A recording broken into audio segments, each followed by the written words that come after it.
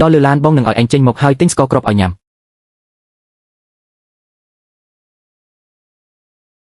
នេះកុំខ្លាចអីយើងឡើងឡានហើយចាំឡានចេញបងឲ្យឯងចេញមកបងក្នុងនេះងឹតណាស់កុំមាត់ចិត្តដល់ហើយក្មួយប្រុសវ៉ាលីសក្មួយរងផ្លូវគេហើយរុញទៅក្នុងបន្តិចទៅ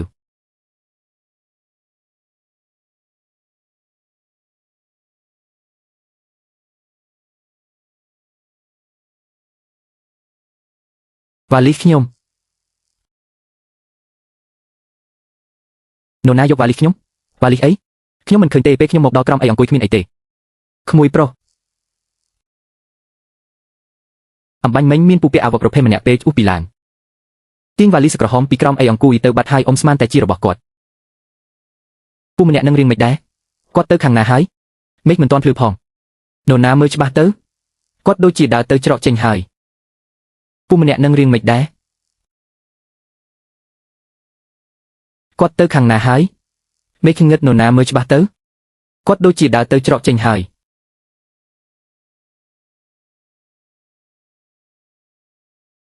វ៉ាននីងឯងនៅណាបងនៅទីនេះអ៊ំសូមជួយរកប្អូនស្រីខ្ញុំផងក្មួយប្រុស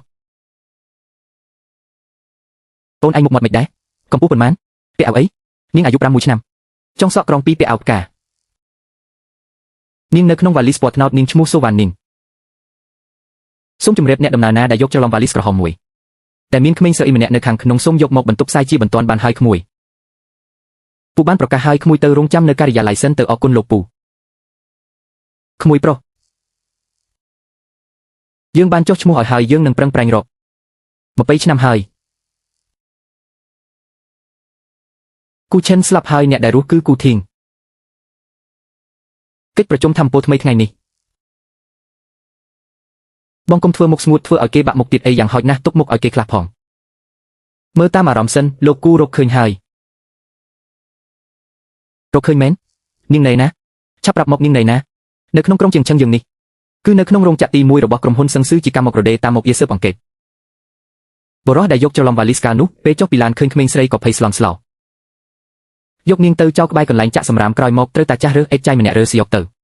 ហើយដាក់ឈ្មោះថាស៊ូវ៉ាននីងចិញ្ចឹមធ្វើជាកូនតាចាស់នោះស្លាប់កាលពីឆ្នាំទៅចៅទីក៏ធ្វើការនៅរោងចក្រយើងរហូតមកប្តីសម្លាញ់បងស្ងប់ចិត្តសិន20ឆ្នាំហើយនាងឈ្មោះអ្វីស៊ូវ៉ាននីងឈ្មោះនេះមានន័យថាម៉េចមានន័យថា20ឆ្នាំនេះនាងរស់នៅមិនបានល្អទេនាងត្រូវតាចាស់រើសអេតចៃចេញតើលំបាកប៉ុណ្ណាអំបញ្ញមិញគេក៏ប្រាប់ថានាងតស៊ូពីបាតសង្គមមកអូននិយាយត្រូវយើងត្រូវតែទទួលនាងវិញប៉ុន្តែបងមិនអាចទៅទាំងបែបនេះទេឥឡូវបងជាអគ្គនាយកមនុស្សពេញពិភពលោកកំពុងសម្លឹងគ្រប់សកម្មភាពបងមនុស្សពេញពិភពលោកកំពុងសម្លឹងបង20ឆ្នាំហើយអ្វីក៏ប្រែប្រួលចុះបើមានទម្លាប់មិនល្អហើយបងចេញមុខភ្លាមបែបនេះនាងត្រូវបោះចូលក្នុងពិភពអភិជនដែលនាងមិនធ្លាប់ស្គាល់នាងនឹងភ័យខ្លាចយើងត្រូវមើលសិនថាឥឡូវអត្តចរិតនិងទឹកចិត្តនាងប្រែជាយ៉ាងណាហើយទុកឲ្យអូនទៅចុះអូនបន្លំខ្លួនឈ្មោះធ្វើការនៅទីនតាមជំនាញអូនរៀនផ្នែករចនាម៉ូដអូនអាចសុំធ្វើជាអ្នកត្រួតពិនិត្យឲ្យបានអូននឹងទៅមើលនាងជំនួសបងកំដរនាងស្វែងយល់ពីនាងបើនាងនៅតែជាគូណានដ៏ចិត្តល្អពីមុនយើងនឹងផ្ដល់ក្តីស្រឡាញ់និងទ្រព្យសម្បត្តិទាំងអស់ឲ្យនាងបើនាងប្រែប្រួលយើងក៏មានឱកាសណែនាំនិងការពារនាងបន្តិចម្ដងជួយរៀបចំរឿងពីឲ្យខ្ញុំទី1ធ្វើប្រវត្តិរូបស៊ីវ៉ាន់ឈីងជាអ្នកបាក់ធម្មតាដាក់ឲ្យចូលធ្វើការនៅផ្នែកត្រួតពិនិត្យរោងចក្រទី1ទី2ចាប់ពីថ្ងៃនេះទៅតាមដានគ្រប់ជ្រុងជ្រោយក្នុងរោងចក្រនោះខ្ញុំចង់ដឹងថាប្អូនស្រីខ្ញុំរស់នៅយ៉ាងម៉េចហើយអ្នកដែលនៅក្បែរនាងជាមនុស្សប្រភេទណាខ្លះលោកគូអ្នកស្រីចូលធ្វើការបានហើយឥឡូវដាក់នៅក្រុមត្រួតពិនិត្យ3ជាមួយគូណានអូទេធ្វើការនៅផ្នែកទី3ជាមួយសូវ៉ាននីងផ្នែកទី3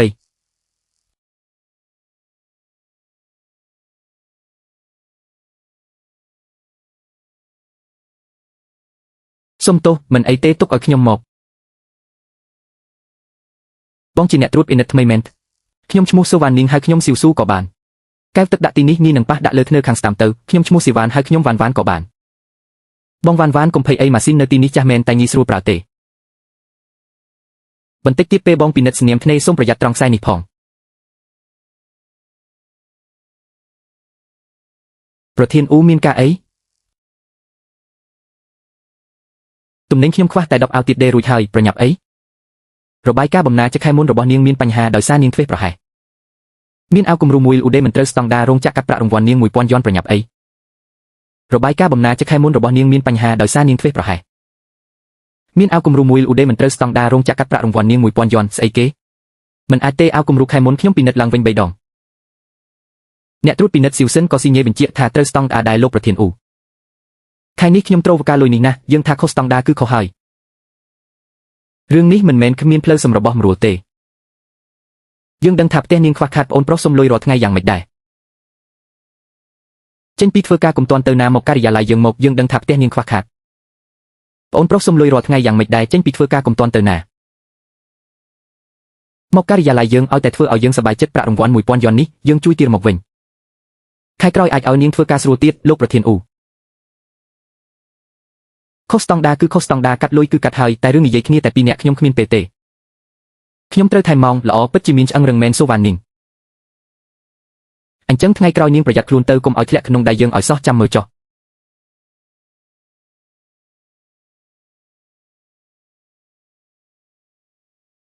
ស៊ីវស៊ូកុំខូចចិត្តអីធ្វើអាក្រក់ចោលអិនគង់តែទទួលកម្មទេមនុស្សបែបនេះគង់តែមានកម្មពៀតអរគុណបងវ៉ាន់ខ្ញុំមិនអីទេខ្ញុំទម្លាប់ហើយឲ្យតែរក្សាការរងអាននេះបានបើកប្រអខែផ្សេងពីនេះខ្ញុំមិនខ្វល់ទេប្រធានអ៊ូមែនទេត្រឹមតែប្រធានផ្នែកសោះហ៊ានប៉ះពាល់ប្អូនស្រីគូធីងឯងកាន់តែហក់ខ្ពស់ដល់ថ្ងៃខ្ញុំបាញ់ចេញអត្តសញ្ញាណខ្ញុំនឹងមិនឲ្យឯងមានឱកាសសុំខ្ទេមេត្តាទេប្តីសម្លាញ់ថ្ងៃនេះចៅទីថែមម៉ោងដល់ម៉ោង8ទៀតហើយប្រធានអ៊ូទម្លាការងារលំបាកកំផុតឲ្យនាងអូនកំដរនាងទៅបងឲ្យផ្នែកធនធានមនុស្សហៅប្រធានអ៊ូទៅលៀងបង្គន់ហើយសូវ៉ានីងនាងក្មេងចង្រៃទីបំផុតតតែចាប់បានប្តីសម្លាញ់នៅមាត់ទ្វាររោងចក្រម្ដាយចិញ្ចឹមនាងប្អូនប្រុសនាងមកដល់ហើយលោឡាខ្លាំងណាស់បងឃើញហើយបើកប្រាក់ខែប៉ុន្មានថ្ងៃហើយប្អូនឯងចង់ទិញម៉ូតូខ្វះលុយកក់ 20000 យន់ឯងឆាប់យកលុយមកឲ្យអញម៉ែខែមុនខ្ញុំទើបទិញទូរស័ព្ទហៅ10000ជាងខែនេះខ្ញុំត្រូវគេកាត់ប្រាក់រង្វាន់ 1000 ទៀតសរុបសល់តែ 4000 ជាងដកថ្លៃឈ្នួលផ្ទះថ្លៃម្ហូបមីកូនចង្រៃហ៊ានដមាត់ផងអញការនោះបើមិនអើអញពីគំនោសម្រាប់មកទេអញដាច់ពូស្លាប់បាត់ហើយមីកូនចង្រៃហ៊ានដមាត់ផងអញការនោះបើមិនអើអញពីគំនោសម្រាប់មកទេអញដាច់ពូស្លាប់បាត់ហើយចិញ្ចឹមអញ20ឆ្នាំឥឡូវឲ្យយក 20000 ទិញឡានឲ្យប្អូនអញមកត្អូញត្អែដាក់អញបងស្រីកុំឲ្យខ្ញុំប្រាហង្សាណាឆាប់យកកាតធនាគារមកថ្ងៃនេះបើខ្វះ1សេនខ្ញុំមិនទៅណាទេកុំភ័យ3នាទីទៀតប៉ូលីសនឹងមកដល់ពីបទបង្កចំនួននិងគំរាមកំហែងប្រពន្ធបងត្រូវចេញមុខហើយអូនមិនអាចមើលប្អូនបងត្រូវគេរាមហិង្សាទេកុំភ័យអូនដឹងល្មមទេមិនអាចឲ្យគេដឹងថាអូនចេះក្បាច់គុនតៃខ្វាន់ដូតប្រយ័ត្នខ្លួនផងចាសកុំភ័យអូនដឹងល្មមទេមិនអាចឲ្យគេដឹងថាអូនចេះក្បាច់គុនតៃខ្វាន់ដូតប្រយ័ត្នខ្លួនផង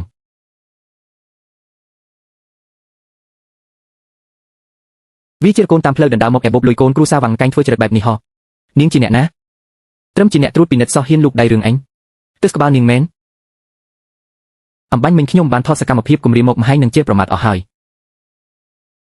ម្យ៉ាងទៀតខ្ញុំក៏ហៅប៉ូលីសដែរ3នាទីទៀតមកដល់បាយលើចេញទៅចាត់ទុកថារួចរាល់បើមិនទៅក៏ចូលទៅដោះស្រាយក្នុងប៉ុស្តិ៍ចុះអញចាំមើលចុះចាស់សោចាំនៅនឹងហើយម្យ៉ាងទៀតខ្ញុំក៏ហៅប៉ូលីសដែរ3នាទីទៀតមកដល់បាយលើចេញទៅចាត់ទុកថារួចរាល់បើមិនទៅក៏ចូលទៅដោះស្រាយក្នុងប៉ុស្តិ៍ចុះខ្ញុំចាំមើលមិនអីទេបងវ៉ាន់សុំទោសឲ្យបងទើភ្នែកទៀតហើយគ្មានរឿងទើភ្នែកអីទេប្អូនចាំទុកណាប្អូនមិនមែនជារបស់នរណាម្នាក់ទេប្អូនគឺជារូបប្អូនវ៉ាងគុយហ្វានវ៉ាងហាវពួកឯងជញ្ជក់ឈាមប្អូនស្រីយើង20ឆ្នាំគ្រប់ដំណក់យើងនឹងធ្វើឲ្យពួកឯងសងមកវិញរាប់រយរាប់ពាន់ដងថ្ងៃនេះត្រូវចូលចាក់ទៀតហើយមិនអីទេភ្លឹកបន្តិចមិនអីទេបងវ៉ាន់ថ្ងៃនេះអាហាររដ្ឋានមានភ្លើមាន់ខ្សាក់ញ៉ាំមើលបងវ៉ាន់យប់នេះបងអាចកំដរខ្ញុំទៅកន្លែងមួយបានទេបានតើទៅណាជប់លៀងមិត្តរួមថ្នាក់វិទ្យាល័យប្រធានថ្នាក់តែមកខ្ញុំរហូតឲ្យតែខ្ញុំទៅគេថាបើខ្ញុំមិនទៅគឺមើលងាយគេហើយខ្ញុំម្នាក់ឯងរៀងខ្លាចបងកំដរខ្ញុំបានទេទុកជាធ្វើគ្នាឲ្យខ្ញុំគ្មានបញ្ហាទេបងកំដរទៅបងវ៉ាន់បងពិតជាល្អមែនមិនអីទេឆាប់ញ៉ាំបាយទៅប្រយ័ត្នត្រជាក់ចាស់ប្តីសម្លាញ់ប្រពន្ធបងទៅចូលរួមជប់លៀងមិត្តរួមថ្នាក់ប្អូនបងហើយកុំភ័យអីអូននឹងមើលថែនាងឲ្យបានល្អប្រយ័ត្នសុវត្ថិភាពមានការអីតាក់ទងបងភ្លាម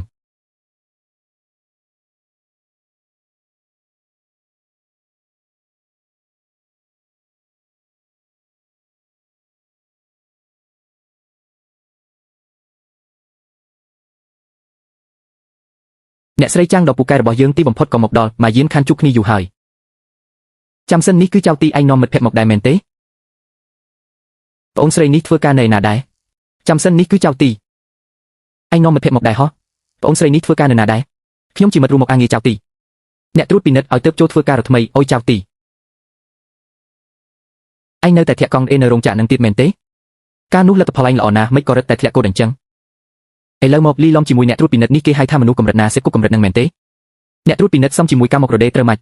អ្នកបម្រើថៃមកអីចុះពីឲ្យគៀតអង្គុយនៅជ្រុងនោះទៅខ្ញុំទៅបន្ទប់ទឹកមួយផ្លេតឯងមិនចង់ញ៉ាំទេប្តីសម្លាញ់ប្រពន្ធបងត្រូវគេដេញឲ្យទៅអង្គុយនៅជ្រុងហើយចុះអូនចង់យ៉ាងម៉េចវិញភ្លុករសជាតិធ្វើជាសំណាងម្ដងមើលចាំ3នាទីបងចាត់ចែងឲ្យកុំឲ្យបែកការណាលោកប្រធានលោកយ៉ាងម៉េចហើយហឺចិនតុងឲ្យពេល3នាទីយកស្រាល្អបំផុតក្នុងហាងទៅបន្ទប់វិទ្យជាន់ទី3ប្រពន្ធនឹងប្អូនខ្ញុំនៅទីនោះត្រូវគេរុញទៅអង្គុយនៅជ្រុងហើយត្រូវធ្វើម៉េចត្រូវឲ្យខ្ញុំបង្រៀនទេបាត់ខ្ញុំទៅឥឡូវហើយចាត់ការឲ្យបានល្អរទេរុញហើយចុងភៅធំ2នាក់មករុញយកទេប្រាក់យកស្រាល្អពី10នោះមកឆាប់ឡើងហើយចុងភៅធំ2នាក់មករុញយកទេប្រាក់យកស្រាល្អពី10នោះមកឆាប់ឡើង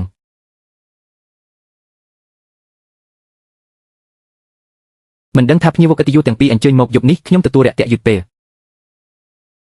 ពិតជាមានទោសណាអាហារយប់នេះសន្តាគារយើងគិតថ្លៃឲ្យទាំងអស់ស្រាពី10នេះជាទឹកចិត្តតិចតួចរបស់ខ្ញុំចៅទីខ្ញុំមកថាសន្តាគារនេះមានកម្មវិធីចាប់ឈ្នួលភ្ញៀវសំណាងយើងមិនមែនជាភ្ញៀវសំណាងនោះទេដឹងមែនហើយវ៉ាងតាគូមែនទេជូនដំណឹងដល់ក្រុមហ៊ុនបុតសម្ព័ន្ធសំណងទី3លោកចៅកិច្ចសន្យាអាចដេកទាំងអស់ក្នុងដៃវ៉ាងតាគូចាប់ពីថ្ងៃនេះទៅបដិសេធរាល់ការងាររបស់វ៉ាងតាគូទាំងអស់លោកប្រធានហឺខ្ញុំខុសហើយខ្ញុំមិនដឹងថាពួកគេជាអ្នកណាទេវ៉ាងតាគូមែនទេជូនដំណឹងដល់ក្រុមហ៊ុនបុតសម្ព័ន្ធសំណងទី3លោកចៅកិច្ចសន្យាអាចដេកទាំងអស់ក្នុងដៃវ៉ាងតាគូចាប់ពីថ្ងៃនេះទៅបដិសេធរាល់ការងាររបស់វ៉ាងតាគូទាំងអស់លោកប្រធានហឺខ្ញុំខុសហើយខ្ញុំមិនដឹងថាពួកគេជាអ្នកណាទេបងវ៉ាន់នេះរឿងអីទៅនរណាដឹងទៅប្រហែលសន្តាគារគេមានកម្មវិធីភ្ញៀវសំណាងមែនហើយតោះញ៉ាំដោយមិនបាច់គិតលុយមិនសប្បាយចិត្តទេយប់នេះចំណេញធំហើយវ៉ាន់ឈីងនិយាយត្រូវសម្រាប់ចៅទីពេលនេះការពន្យល់ថាជាភ្ញៀវសំណាងអាចការពារនាងបានល្អជាងការពិតមើលអីហ្នឹងភ្នែកហៀបនឹងលូតដល់ខ្លួនសិនយីហ្វានទៅហើយបងវ៉ាន់និយាយផ្ដេសផ្ដាស់អីខ្ញុំគ្រាន់តែគិតថាពន្លឺល្អតាថ្ងៃសៅរ៍នេះកំដៅខ្ញុំទៅកណ្ដាលក្រុងបន្តិចបានទេខ្ញុំចង់ទិញអីវ៉ាន់ទិញអីស៊ីវសិននៅផ្នែកត្រួតពិនិត្យអាទិត្យក្រោយខួបកំណើតគាត់ធម្មតាគាត់ជួយខ្ញុំច្រើនណាស់ខ្ញុំចង់ជូនកាតឧសម្រុំមួយឲ្យកាត់ខ្ញុំមកថានៅផ្សារទំនើបមានហាងខោអាវបរោះមួយខោអាវធំនៅទីនោះស្អាតណាស់ខ្ញុំចង់ទៅមើលអ្នកទាំងពីរទីនេះជាហាងខោអាវបរោះកម្រិតមិនទទួលខោអាវចាស់មិនរើសការមករទេចូលខុសកន្លែងហើយដឹងទីនេះជាហាងខោអាវបរោះកម្រិតមិនទទួលខោអាវចាស់មិនរើសការមករទេចូលខុសកន្លែងហើយដឹងសួស្ដីខ្ញុំចង់មើលខោអាវធំឲ្យមិត្តភក្តិតើអាវពណ៌ខ្មៅនៅទូកញ្ចក់នោះតម្លៃប៉ុន្មានមួយហ្នឹងតម្លៃ518,000អ្នកប្អូនមើលលេខ0ឲ្យច្បាស់ហើយនៅមិនទិញកុំប៉ះផ្ដេសផ្ដាស់កោះឆ្កូតពួកឯងធ្វើការរោងចក្រមិនស៊ីមិនផឹកមួយឆ្នាំក៏សងមិនក្រន់ដែរឥឡូវអ្នកធ្វើការរស៊ីឈ្នួលពិតជាមិនដឹងខ្លួនមែនខ្លួនមានតែក្លិនប្រេងម៉ាស៊ីនហ៊ានចូលហាងប្រេងឆាប់ចេញទៅកុំរំផ្លូវយើងទទួលភ្ញៀវមាននៅអុយពិតប្រាកដមិនក៏បងនិយាយអញ្ចឹងឆាប់ដេញមីក្រូអត់លុយពីអ្នកនេះចេញទៅសន្តិសុខបន្តិចទៀតបាត់អីវ៉ាន់ឯងសងរួចទេឆាប់ដេញមីក្រូអត់លុយពីអ្នកនេះចេញទៅសន្តិសុខបន្តិចទៀតបាត់អីវ៉ាន់ឯងសងរួចទេ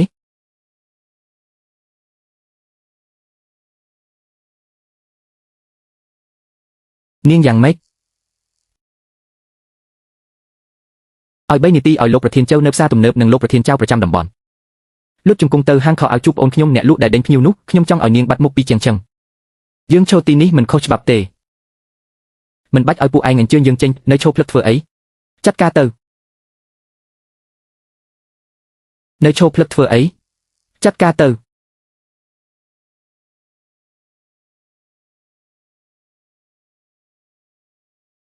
ខ្ញុំមិនដឹងថាភ្ញៀវគិតយោទាមកពីអញ្ជើញមកកូនចៅខ្ញុំខ្វះការគួរសមពិតជាមានទោសណាស់សូមភ្ញៀវគិតយោដាក់ទោសចុះ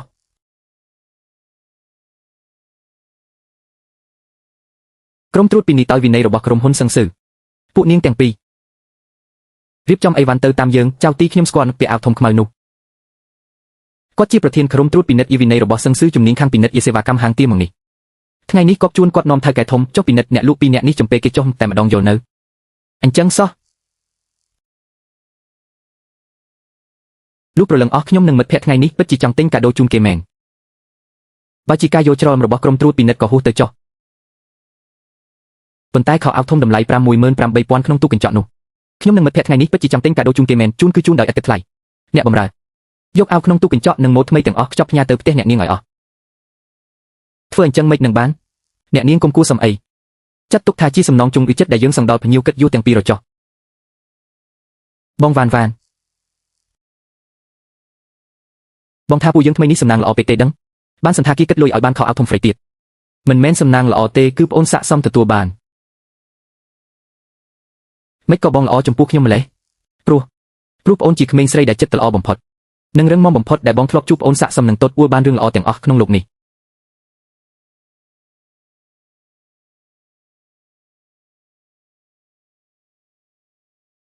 នៅសល់3ថ្ងៃទៀតដល់មហានិបាតត្រួតពិនិត្យរោងចក្រហើយ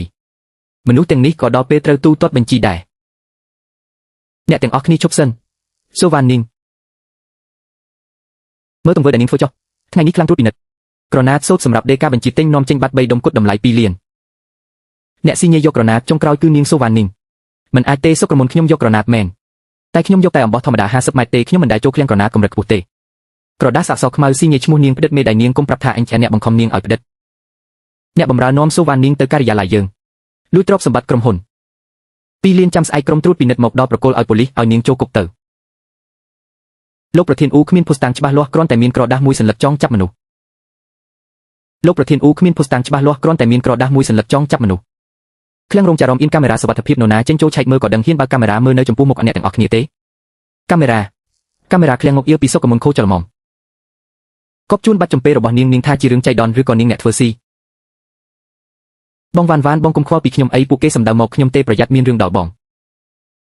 សូវ៉ានីងយប់នេះម៉ោង 9 មកការិយាល័យយើងមនុស្សឆ្លាតគួរដឹងថាត្រូវធ្វើម៉េចហើយបើមិនអញ្ចឹងទេមហាសន្និបាតថ្ងៃស្អែកគឺជាថ្ងៃដែលនាងចូលគុកហើយអាកំហុសឈ្មោះហួងនេះមិនត្រឹមតែលោកខ្លួនទេថែមទាំងចង់បានប្អូនបងទៀតវាដាក់ស្រាពីពេញក្នុងបន្ទប់ហើយក៏ចាក់សល់ពីក្នុងទៀតវ៉ាន់ឈីងយប់នេះអូនកុំធ្វើអីទុកចៅទីសម្រាប់ចិត្តដោយខ្លួនឯងប៉ុន្តែនេះជាការសាកល្បងនាងបងចង់ដឹងថាពេលប្រឈមមុខនឹងការបង្ខិតបង្ខំនៅកន្លែងធ្វើការនិងការទម្លាក់កំហុស2លាននាងជ្រើសរើសចុះចាញ់ឬក៏សុកចិត្តទៅស៊ូដល់ទីបញ្ចប់បងពិតជាបងប្រុសចិត្តដាច់មែនបងសុកចិត្តដាច់ពេលនេះឲ្យនាងបង្ហូរទៅកភ្នែកពីរបីដំណប់ក៏មិនព្រមឲ្យនាងត្រូវគេបោកប្រអះនៅថ្ងៃមុខហើយស្ដាយក្រោយមួយជីវិតដែរអូនកុំភ័យគ្រប់ជំហានរបស់នាងគឺស្ថិតនៅក្រោមមុខរសែភ្នែកបងគ្មាននរណាអាចធ្វើបាបនាងបានទេ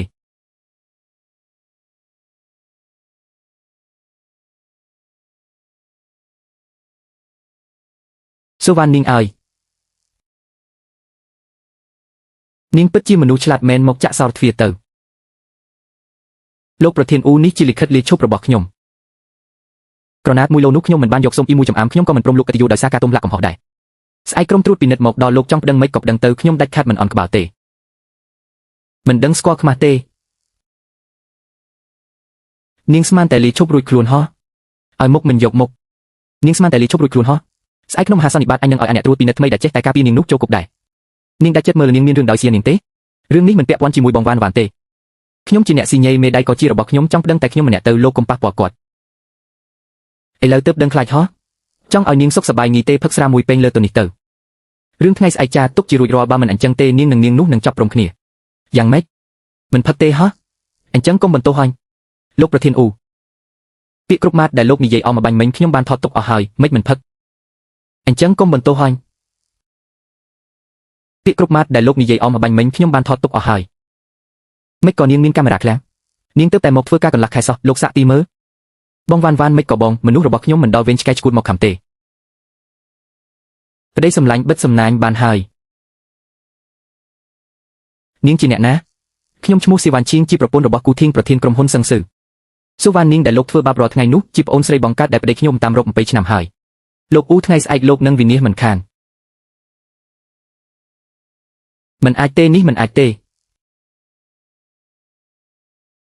មីក្មេងនេះច្បាស់ជាបោកអញហើយច្បាស់ណាស់ចាំមើលថ្ងៃស្អែកក្នុងមហាសន្និបាតអញចាត់ការពួកនាងទាំងពីរយ៉ាងម៉េចអ្នករួមមកអាងារទាំងអស់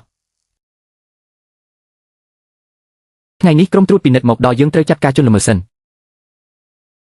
សូវ៉ានីងកម្មមករកផ្នែកទី3បានកឹបកេងក្រណាត់តម្លៃ2លានភស្តុតាងច្បាស់លាស់សូវ៉ានីងឥឡូវនាងមានអីបកស្រាយទៀត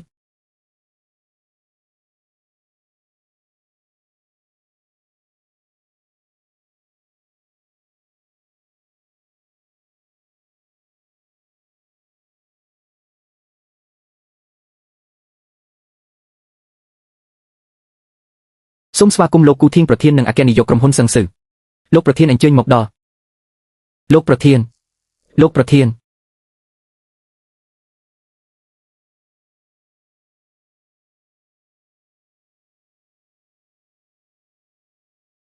គូណានប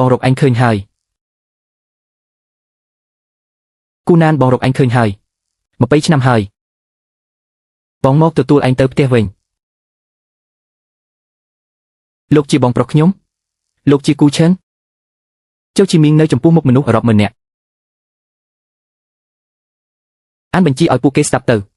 ហួងជៀនគូប្រធានផ្នែកទី3សហការជាមួយប្រធានឃ្លាំងនិងកណេឲ្យកឹបកេងក្រណាត់សរុប4លាន2សែនក្រណាត់2លានដែលចោទសូវ៉ានីងនោះត្រូវលួចយកទៅលក់កាលពី3ថ្ងៃមុនបាត់ហើយនេះជាភស្តុតាងនិងចម្លើយសារភាពរបស់អ្នកទទួលកេងលោកប្រធានសូមលើកលែងទោសផង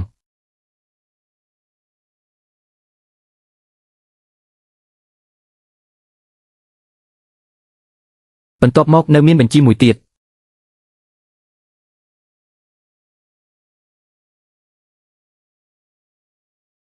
គូណានជួយអង្វរឲ្យម៉ែផងកាលនោះបើម៉ែមិនរើអញពីកន្លែងចាក់សម្រាមទេយើងជាគ្រួសារតែមួយតើវ៉ាន់គុយហ្វានកាលនោះអញរើសគូណានបានដោយសារលោកខ្លួនចង់បានប្រាក់រង្វាន់តាមរយៈអាសយដ្ឋានលើក្រដាស់ជាប់ខ្លួននាងអញបង្ខំនាងធ្វើការតាំងពីអាយុ6ឆ្នាំឲ្យឈប់រៀនពេលអាយុ12ឆ្នាំមកបោកខោអាប់ធ្វើម្ហូបអាយុ17ឆ្នាំចូលធ្វើការរោងចក្រប៉ុន្មានឆ្នាំនេះនាងផ្ញើលុយឲ្យពួកឯង340000 យ៉នជាញើសឈាមនាងឲ្យពួកឯងវិញចេះតែវីជេមេធាវីសឹងស៊ឺបានប្តឹងពួកឯងទាំងពីរហើយបងស្រីជួយអង្វរឲ្យខ្ញុំផងខ្ញុំមិនចង់ចូលគុកទេនាំខ្លួនទៅ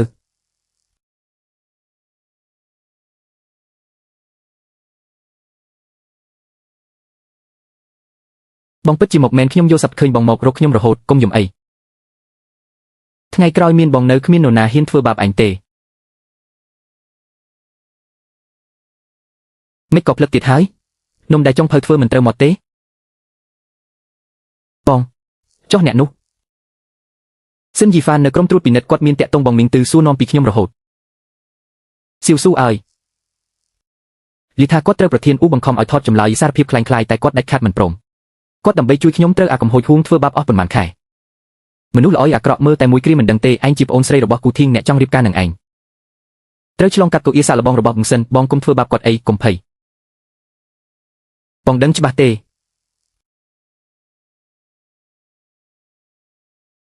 ស៊ិនយីហ្វានអង្គុយចុះលោកប្រធានគូលោកហៅខ្ញុំមកគឺដោយសាររឿងចៅទីមែនទេប៉ុន្មានថ្ងៃនេះនាងសុខសប្បាយនាងត្រូវគេធ្វើបាបច្រើនណាស់នាងទូស្បែកខ្លះនៅនាងសុខសប្បាយទេព្រោះនាងជាប្អូនស្រីបង្កើតដែលខ្ញុំតាមរក20ឆ្នាំប្អូនខ្ញុំ20ឆ្នាំនេះលំបាកច្រើនណាស់អនាគតប្តីនាងត្រូវតែស័ក្តិសមនឹងនាងទីនេះមាន50លានយកមួយប្រទានបាត់នេះទៅស៊ីញេកិច្ចព្រមព្រៀងកាប់ផ្ដាច់ទំនាក់ទំនងដោយស្ម័គ្រចិត្តហើយចាក់ចេញពីទីក្រុងជាងឆឹងទៅលុយនេះរួមទាំងអាហារូបករណ៍ទៅរៀនបច្ចេកទេសនៅបរទេសដែលក្រុមហ៊ុនសឹងស៊ឺរៀបចំឲ្យគឺជារបស់ឯងទាំងអស់យកវាទៅហើយចាក់ចេញពីប្អូនស្រីខ្ញុំទៅលោកប្រធានគូលោកកំពុងប្រើលុយប្រមាថខ្ញុំឬក៏កំពុងប្រើលុយជន់ឈ្លីការជឿទុកចិត្តរបស់ចៅទីចំពោះខ្ញុំសារភាពថាស៊ិនយីហ្វានខ្ញុំជាអ្នកក៏គ្មានអំណាចជាមិនស័ក្តិសមនឹងគ្រួសារអភិជនដូចជាលោកទេតែអ្នកដែលខ្ញុំស្រឡាញ់គឺនារីដែលហូបបាយរួមឆ្នាំងជាមួយខ្ញុំថែមម៉ោងដេកខោអាប់ដល់ភ្លឺពេលពិបាកចិត្តលួចយំសំបីបញ្ចូលមួយក៏មិនហ៊ានយកផងគឺសូវ៉ានីងមិនមែនជាកូនស្រីអភិជនអីទេពេលគ្មាន2លាននោះខ្ញុំបំរុងនឹងលក់ផ្ទះនៅស្រុកកំណើតដើម្បីទទួលទោសជំនួសនាងទៅហើយឥឡូវនាងខ្លាចជាកូនស្រីអ្នកមានខ្ញុំក៏មិនលោភលន់ចង់បានទ្រព្យគ្រួសារគូសំបីមួយសែនដែរលុយនេះទុកខ្លួនឯងចុះខ្ញុំមិនបំរើទេល្អ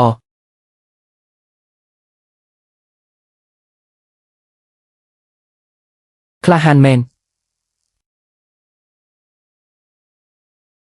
ប្អូនថ្លៃសូមអបអរសាទរដែលឯងឆ្លងកាត់ការសាកល្បងចុងក្រោយរបស់ខ្ញុំដោយសារឯងហ៊ានហែក50លានរបស់ខ្ញុំអញ្ចឹងបន្ទាប់ពីរៀបការយ៉ាងអធិកអធមនិងបណ្ណាការតម្លៃកប់ពុកឯងត្រូវទទួលយកឲ្យបានណាលោកគូនេះលោកខ្ញុំរកប្អូនស្រីអស់20ឆ្នាំអ្នកដែលខ្ញុំចង់រកឲ្យនាងមិនមែនជាមនុស្សលោភលន់ទ្រព្យសម្បត្តិតែជាមនុស្សដែលទូនាងក៏ឬមានក៏ព្រមបដូរជីវិតដើម្បីនាងដែរឆ្លងកាត់ការសាកល្បងហើយបងធ្វើឲ្យខ្ញុំភ័យចង់ស្លាប់ហើយក្មេងល្ងងបើបងមិនសាកល្បងគេមិននឹងដឹងថាគេស្មោះត្រង់ឬអត់បងធំលោកសាកល្បងបែបនេះពិតជាខុសខើពេកហើយបងកុំយំអីបងឯណាយំធូលីចូលភ្នែកតើនេះជាក្នុងបន្ទប់ភ្នែកបងឆាប់ប្រតិកម្ម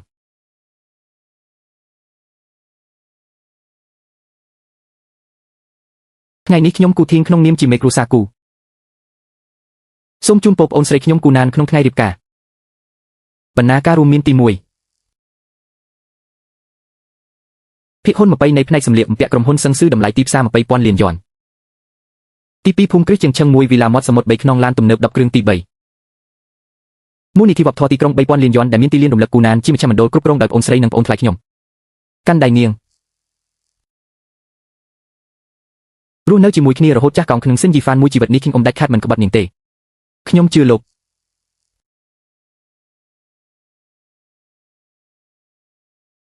ប្តីសម្លាញ់មើលនាងញឹមសប្បាយចិត្តណាស់មែនហើយនាងញឹមស្អាតណាស់